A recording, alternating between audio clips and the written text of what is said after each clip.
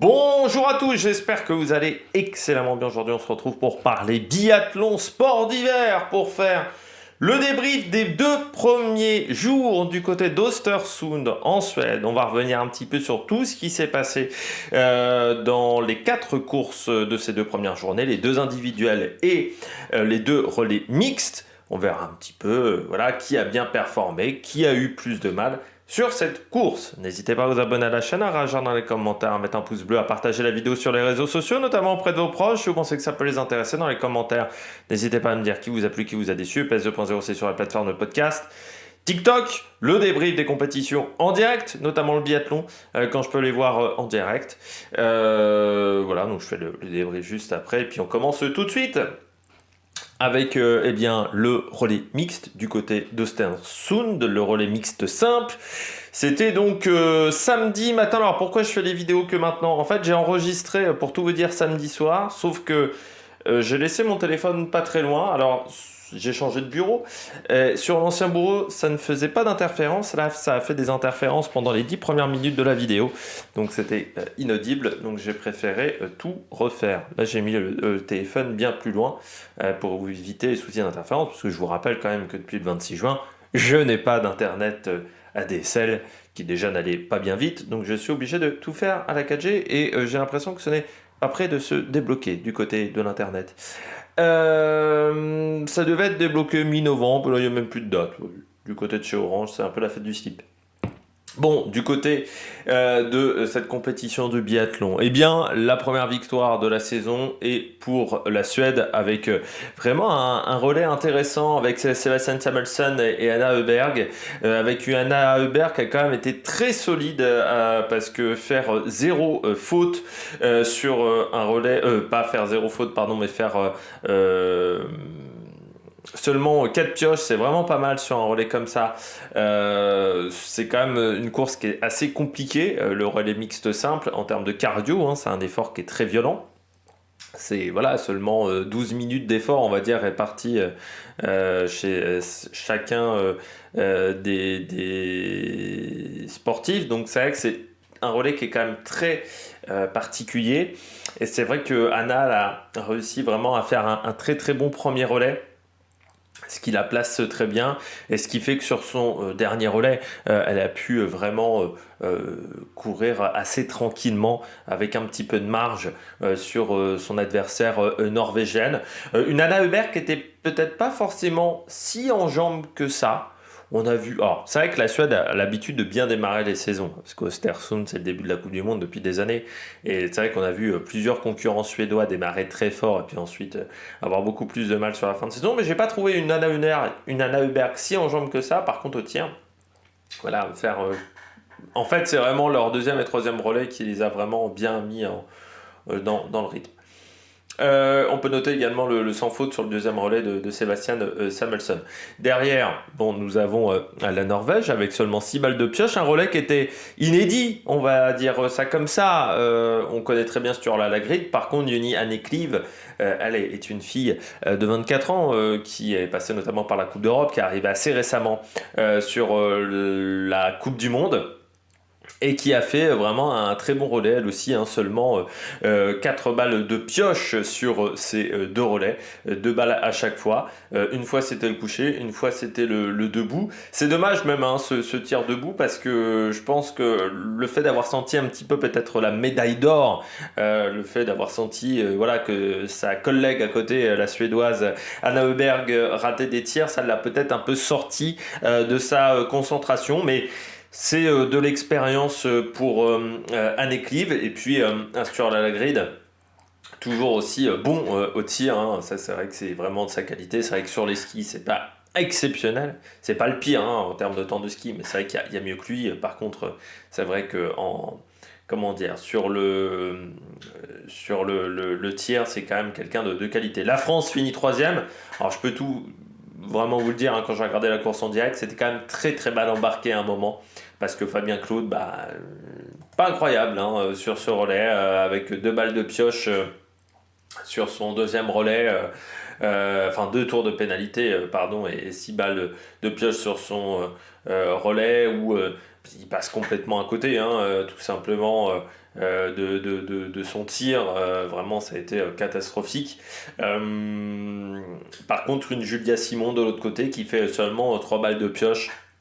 Et surtout avec un très très bon temps de ski, Julia Simon, donc ce qui lui a permis d'être troisième. C'est vrai que si on regarde un petit peu les données sur ce relais, hein, hop, j'ai le data center qui est ouvert à côté.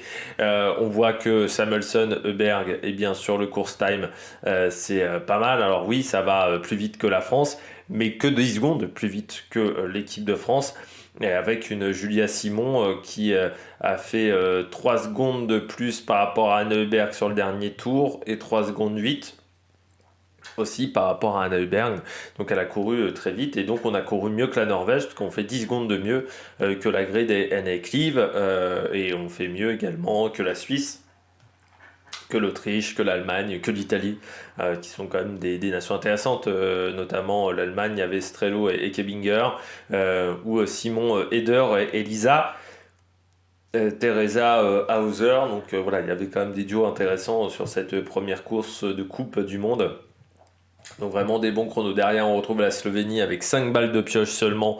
Donc très bon résultat pour les Slovènes avec Jakub Fak et Polona Klemencic. Par contre, au niveau du temps de ski, c'était pas exceptionnel. Enfin, pas suffisant pour aller chercher la gagne, mais c'est quand même une belle 4e place. Derrière, on retrouve l'Autriche, donc encore une fois avec Simon Eder, Lisa Teresa Hauser, avec un énorme Simon Eder quand même. Il faut bien le dire. Dommage Lisa Teresa Hauser qui fait quand même 5 balles de pioche sur son premier relais. C'est au moins 3 de trop, j'ai envie de dire.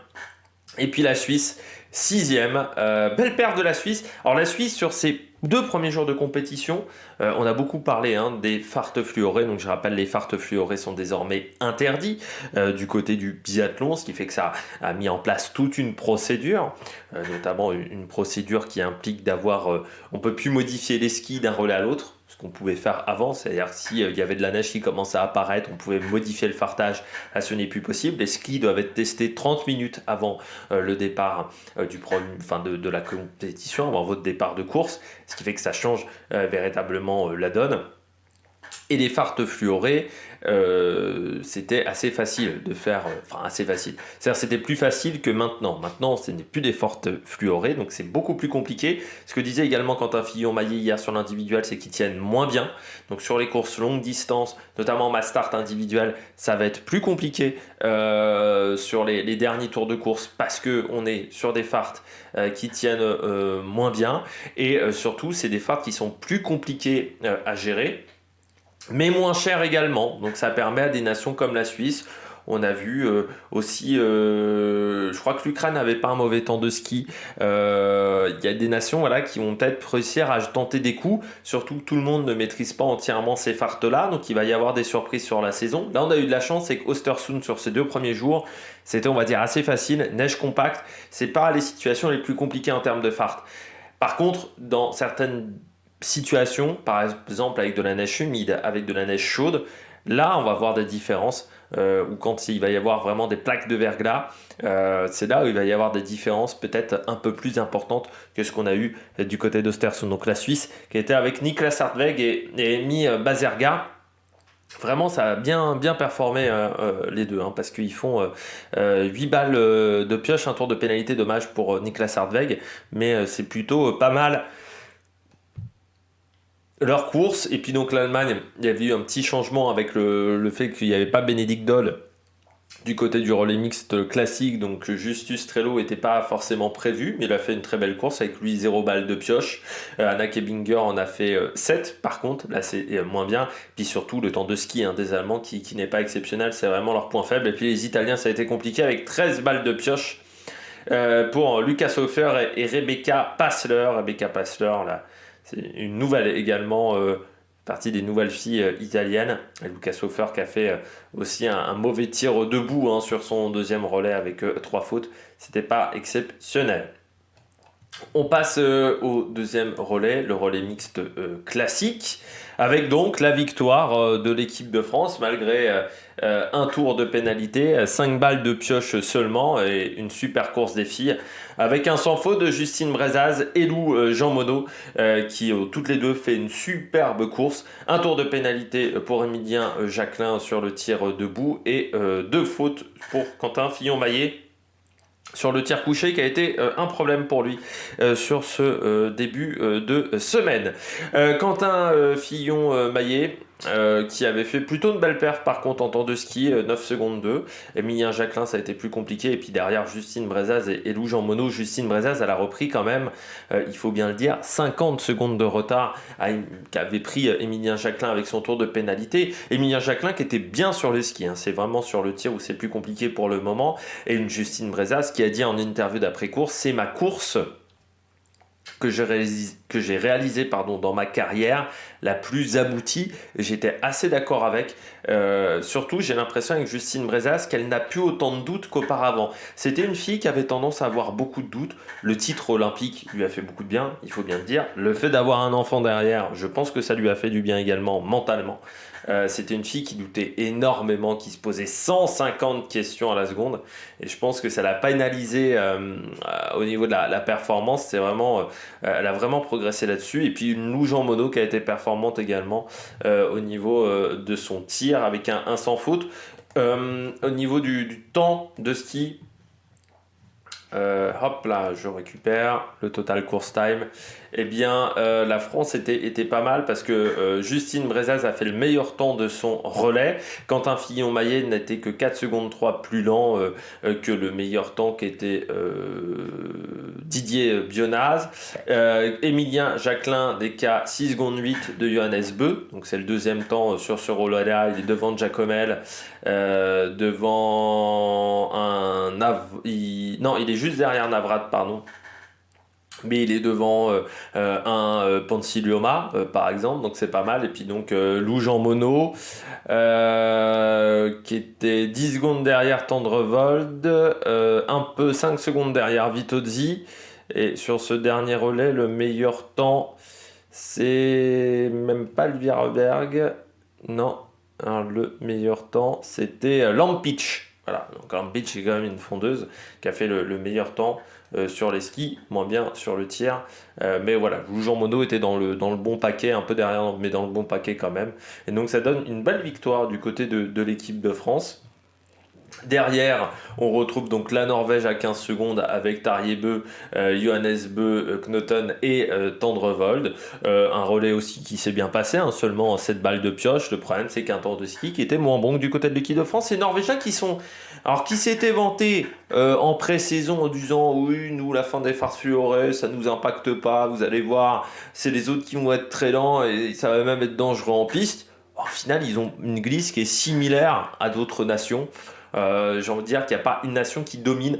J'ai même l'impression que la Norvège avait un petit truc en plus l'année dernière au niveau des skis qu'ils n'ont plus forcément cette année. Par contre, Johannes Bø et sa chance au niveau des cordons, elle est toujours là parce que sur l'individuel, il y a eu du cordon et c'est passé du bon côté pour Johannes Bø.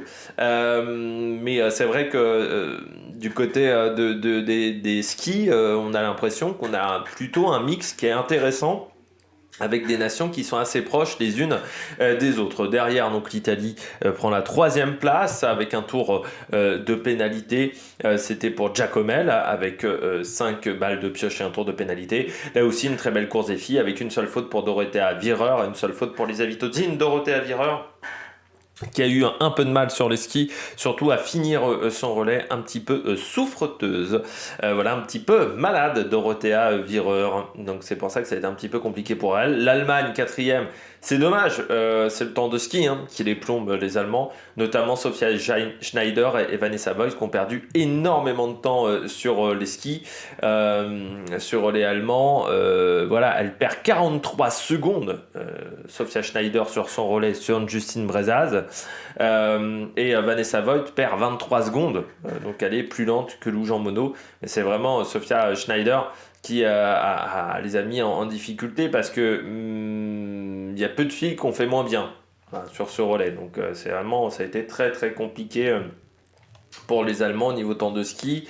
Autant Ries et Navrat étaient dans le bon paquet, autant derrière chez les filles c'était compliqué, mais c'est un vrai problème le temps de ski du côté du biathlon allemand. Ils sont plutôt bons en tir, et surtout depuis le début de saison, là on le voit sur les 2 premières courses. Par contre sur le temps de ski c'est pas suffisant du côté de la République tchèque. Michal Krachmar avec Davidova, Gislova et Karlik, ça a pris la belle 5e place avec 9 balles de pioche. Très mauvais relais du côté de la Suède, par contre, avec 9 balles de pioche, mais surtout une Anna Magnusson qui n'était pas dans le coup au niveau temps de ski. Elle a perdu plus d'une minute 12 par rapport à Justine Brezaz, donc sur un relais seulement de 6 km, c'est énorme. Et Elvira Heuberg n'a pas pu rattraper ce temps, tout simplement, surtout qu'elle a fait également 3 erreurs. Mais c'est vrai qu'Anna Magnusson les a vraiment plombées en termes de temps. Et puis Martine Ponsiluoma, pas mal, avec, j'espère, Néline. Et puis donc la Suisse qui finit 7ème. Encore une belle course de la Suisse avec 10 balles de pioche. C'est dommage, c'est le relais de Jérémy Finello parce que Sébastien Stalder, était très très bien parti en début de course. Donc quand je vous dis vraiment la Suisse fait une belle performance avec une Naïta Gasparin également avec seulement une faute. Donc c'est dommage, voilà, la course de Jérémy Finello qui les plombe. Tout simplement en termes de performance, parce qu'ils se retrouvent à 1,25 tout de suite, et après c'est vrai que les filles ont perdu du temps, mais c'est pas une course catastrophique. Et puis Ukraine, Autriche, Finlande et la Belgique qui finit 11e avec 12 balles de pioche, 4 pour Thierry Langurks, 3 pour Florent Claude, 2 pour Lotelli, 3 pour Maya Clotens. Et autant vous dire que du côté de la Belgique, en temps de ski, on n'est pas si exceptionnel que ça. Donc c'est-à-dire que si on se tire une balle dans le pied, jeu de mots, en ratant des cibles, ça commence à devenir très très compliqué. Et donc il y a des nations qui n'ont pas fini. J'ai perdu ma souris, hop là, avec notamment le Kazakhstan, la Roumanie, la Moldavie, la Bulgarie qui se sont pris un tour.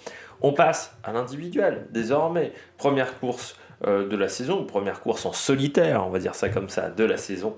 Et la victoire pour Lisa Vitozzi face à Franziska Preuss, ça s'est joué à un 10e. Ça s'est joué sur les skis, la différence. Parce qu'encore une fois, Vitozzi fait un 19 sur 20, donc elle s'est tapé une minute de pénalité. Je rappelle la règle en individuel, vous ratez une cible, ça vous rajoute une minute sur vos temps de course. Mais derrière, c'est vrai que Franziska Preuss, qui est de retour, c'est aussi comme Justine Brezaz, Franziska Preuss a très peu couru. L'année dernière, je crois qu'elle a fait 3-4 courses en Coupe du Monde, donc vraiment ça a été une année blanche. Pire qu'un Émilien Jacquelin qui a arrêté en février, donc c'était vraiment une année compliquée. Et du côté de Franziska Preuss, elle a fait vraiment un sans faute, mais ça n'a pas suffi, comme Vanessa Voigt. Vanessa Voigt, en course, c'était entre 20 et 25 secondes de temps perdu par tour. Voilà. Donc c'est compliqué, après, derrière, de jouer... Déjà, jouer le podium, c'est très bien, mais de jouer autre chose... elle a eu de la chance que beaucoup de filles n'ont pas fait un sans faute sur cet individuel, qui est toujours compliqué, le premier individuel de la saison, parce que si beaucoup de filles avaient fait un sans faute, ça aurait été difficile pour Vanessa Voigt. Donc voilà, vraiment encore une fois, le temps de ski plombe un peu les Allemands. Et bon, sur l'individuel, ils s'en sortent, mais sur d'autres disciplines où il faut être plus performant, je pense un sprint, je pense même de la Mastart, là ça les plombe vraiment, ce gros souci de chrono, quoi. Knoten, 4ème, avec une faute à 46 secondes, pas un énorme temps de ski, mais encore une fois du côté de la Norvège chez les filles, c'était pas exceptionnel, que ça soit Tendrevold, que ça soit Knoten en termes de temps de ski. Sofia Schneider, donc 5ème avec une seule erreur, mais qui finit 1 minute de Vitozzi, donc là aussi un temps de ski qui n'était pas exceptionnel, mais assez bien rattrapé quand même en termes de temps de ski par rapport à la veille. Isa Teresa Hauser, ça n'allait pas fort, parce qu'avec un sans faute, mais voilà, 1 minute de perdu, sur une Franziska Preuss, donc ça fait un petit peu beaucoup. Tendrevold de faute sur son premier tir debout. Alors c'est vraiment l'individuel à Östersund, c'est très compliqué. Déjà l'individuel en temps normal, c'est très compliqué. Individuel à Östersund, c'est encore plus compliqué. Avec les nouveaux farts, c'est encore plus difficile. Et cette alternance entre tir couché et tir debout fait souvent des dégâts sur le premier debout, et ça a été le cas du côté de Tendrevold qui a été en difficulté. Janssen, l'autre norvégienne, une faute, c'est bien, à 1,29, c'est pas mal, tu vois, dans le top 10. Et puis Anja Maka également, la polonaise. La Pologne qui arrive de plus en plus dans cette discipline. C'est vrai que ça progresse vraiment, la Pologne du côté du biathlon, parce qu'on voit Jacquier là également, 11e. Sur les temps de ski, c'est pas encore suffisant, mais ça progresse. Emi Bazerga, on parlait des Suisses pas mal, avec la 12e temps. Heikki Gross, 14e. Et puis Lynn Persson, 15e. Pas un gros temps de ski pour Lynn Persson, parce qu'elle fait 2,26,2, donc c'est dommage. Anna Heuberg, 3 fautes, ça l'a plombé. Dorothée Avireur, dommage, les 2 dernières fautes, parce que sur les skis, elle avait du mal. Dorothée Avireur, ça c'est très clair. Je pense que les 2 dernières fautes, c'est un peu bête. peut-être un peu physiquement c'était compliqué. Suzanne Kulm, eh bien, une seule erreur qui se retrouve 18e donc pour l'Estonie. Puis Elisa Gasparin 19e et Rebecca Pasteur qui s'est bien rattrapée de la veille 20e. Du côté des Françaises, ça a été compliqué pour Justine Brezaz avec 4 fautes sur les 2 tirs debout. Elle était très frustrée de son deuxième tir debout où elle passe vraiment à côté en termes de performance.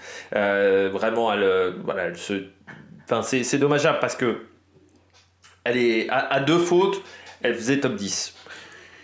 Et elle l'a dit, c'est des erreurs normalement où elle a été un peu trop passive et là ça s'est plombé complètement. Lou Jean Monod, 24e, 3 erreurs. Là c'est aussi dommageable parce que le temps de ski était pas mal. Quand tu regardes les temps de ski de Francesca Preuss sur la fin de course, donc là encore avec une faute en moins, tu te places sur un beau top 20, donc ça aurait été bien. L'Otelli 25 avec une seule erreur, et du côté des autres françaises, ça a été compliqué. Une Sophie Chauveau 29e avec 3 fautes là également, sur le debout aussi, donc là il y aura quelque chose à travailler. Puis Julia Simon 4 fautes en dehors du top 30, ça c'est pas arrivé souvent. Je crois qu'il fallait revenir 47 courses en arrière pour voir une Julia Simon en dehors du top 30. Le dernier coucher, elle culasse trop vite, ce qui fait que, en fait, ça provoque un problème au niveau de son arbre. Je pense que ça la sort de la course, ça la sort de son tir complètement. Ça lui provoque les 2 premières fautes. Après la dernière faute, non, c'est ce qu'elle a indiqué en interview, qu'elle était cuite mentalement. Ce qui est assez inquiétant quand même, cette phrase « je suis cuite mentalement ». Pourquoi c'est inquiétant ? Parce qu'on est qu'en début de saison. La saison de biathlon, c'est 4 mois. C'est 4 mois intenses. C'est assez costaud quand même la saison de biathlon. Dire qu'on est cuit mentalement dès la première course individuelle de la saison, c'est pas très rassurant pour la suite. Forcément, l'extra sportif a un impact. Je rappelle l'affaire de la carte de crédit. Et j'ai peur que ça soit très compliqué. Il faudra voir si elle arrive à relever la tête sur les prochaines courses. La prochaine course, c'est un relais en plus. Donc on va voir quelle sera la sélection. Mais ils ont essayé de la protéger au maximum là, sur la pré-saison. Elle a rejoint le groupe France très tardivement. Autant on a l'impression que Justine Brezaz n'est pas trop affectée par l'affaire, autant Julia Simon, c'est vrai qu'en interview c'était assez compliqué, et surtout cette phrase « je suis cuite mentalement ». Alors, est-ce qu'elle a parlé cuite mentalement par rapport à l'effort qu'il fallait faire sur l'individuel, ou est-ce qu'elle est vraiment cuite mentalement, et ça c'est au niveau de la saison, il va lui falloir une période de repos. Ça c'est difficile à dire, mais forcément l'extra sportif a un impact, et quand on sait que c'est déjà un sport où au niveau mentalement il faut être très solide, c'est sûr que là c'est pas très rassurant. Et puis du côté des autres françaises, Chloé Chevalier 42e, un peu malade également Chloé Chevalier, il y a un petit virus qui traîne du côté du biathlon, donc 3 erreurs, 4 minutes 13, c'est dommage, voilà. Et puis il y restait Gilon Guigona, qui finit avec 3 fautes, un peu lente en temps de ski, 51e. Mais bon, c'est mieux qu'une Anna Magnusson par exemple à 4 erreurs qui finit à 5,24, compliqué pour le moment pour Anna Magnusson. On regarde un petit peu les temps de ski sur cette individuelle féminine.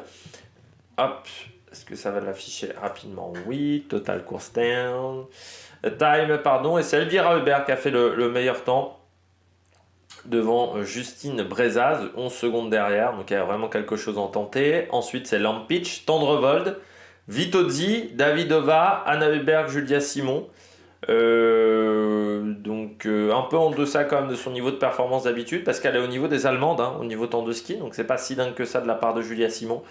Sofia Schneider, Voigt 9,10, Knoten 11, Lou Jean Monod 12 à 1,47,7, Sophie Chevaux 15e temps de ski à 1,59,2, donc au niveau de Franziska Preuss par exemple, une Sophie Chevaux à 10 secondes de Franziska Preuss.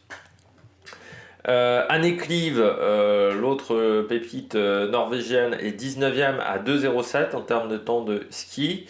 Dorothea Virer, donc quand je vous ai dit qu'elle a eu du mal à finir, 2 minutes 30, donc seulement 26e temps de ski.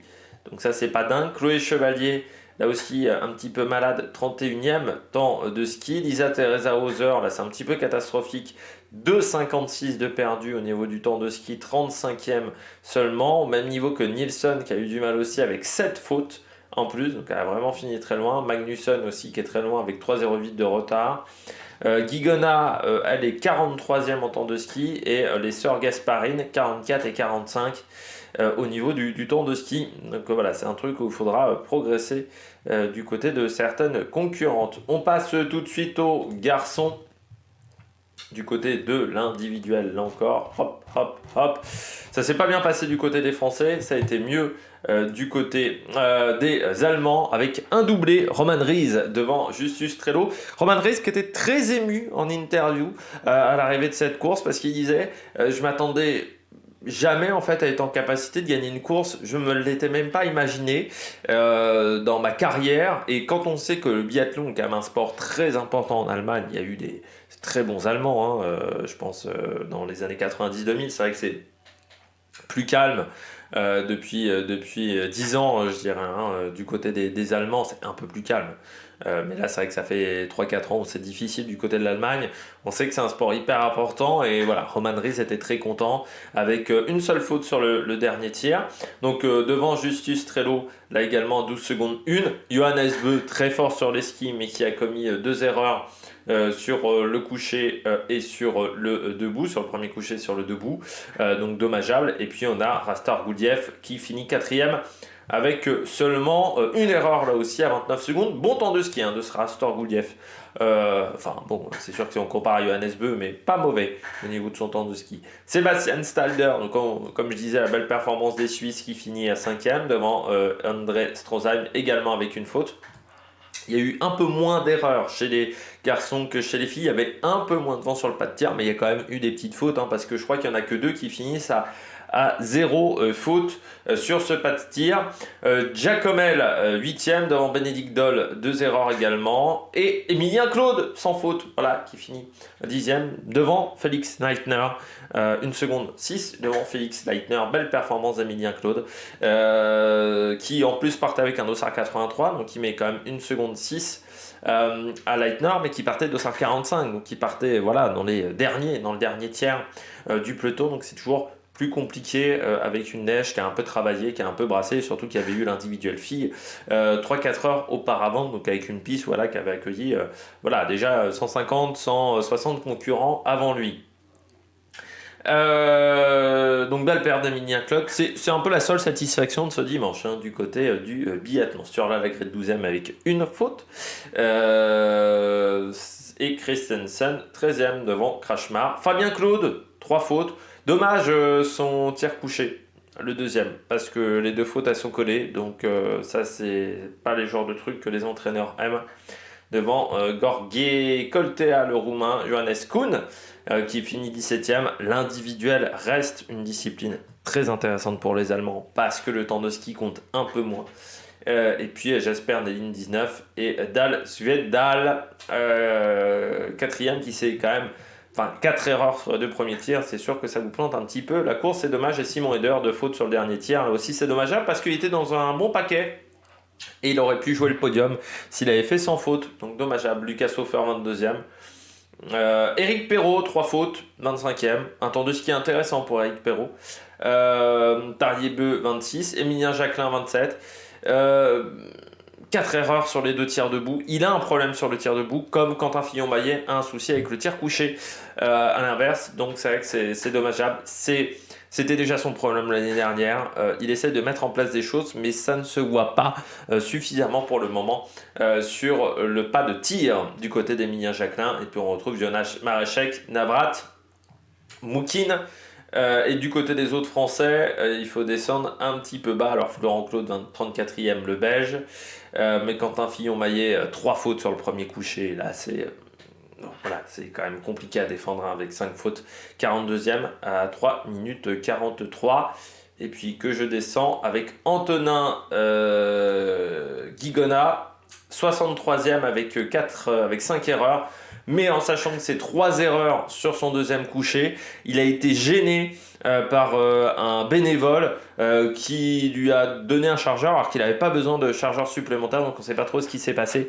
Alors bon, le bénévole s'est excusé, mais c'est vrai que ça ne remplace pas la course d'Antonin Guigona qui voilà, est toujours à la limite au niveau de la qualification. On sait que c'est maintenant le 6e homme, je dirais, Antonin Guigona du côté de l'équipe de France. Hein. C'est très compliqué pour lui depuis...